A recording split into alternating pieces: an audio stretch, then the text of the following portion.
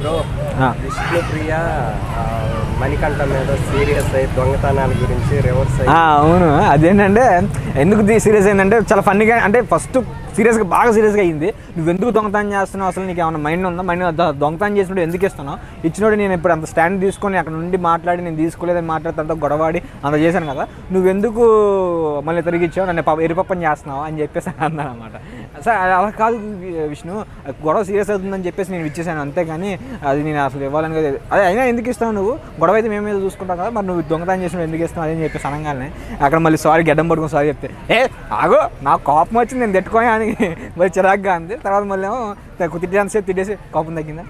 Sorry, నాకు ఇద్దరు combination చూసినప్పుడల్లా వీడికి మణికంఠకి ఎందుకు పెళ్ళి అయిందిరా బాబు అనిపిస్తుంది అనమాట. ఒక లవ్ సింబల్ వేసి అక్కడ ఒకటి మేము చక్కగా ఒక ట్రోల్ అయితే చేయొచ్చు, లేదంటే ఒక చిన్న మేము వేసి చాలా ఒక ఫీల్ అయితే తీసుకోవచ్చు అనిపించింది. అంత క్యూట్గా ఉంటుంది ఇద్దరు మాట్లాడుకోవడం కానీ, కన్వర్జేషన్ కానీ, ఇద్దరు ఏదైనా జోక్స్ చేసుకున్నప్పుడు కానీ మణికంఠ విష్ణుప్రియ కాంబినేషన్ చాలా మంచిగా అనిపిస్తుంది. ప్రతి సీను చూసినప్పుడల్లా మణికంఠ విష్ణుప్రియది చాలా మంచిగా అనిపిస్తుంది. ఆ సీన్ మాత్రం ఏదైతే కారం కట్ట జరిగిన ఆ సీన్ అయితే మాత్రం వేరే లెవెల్ ఉంది.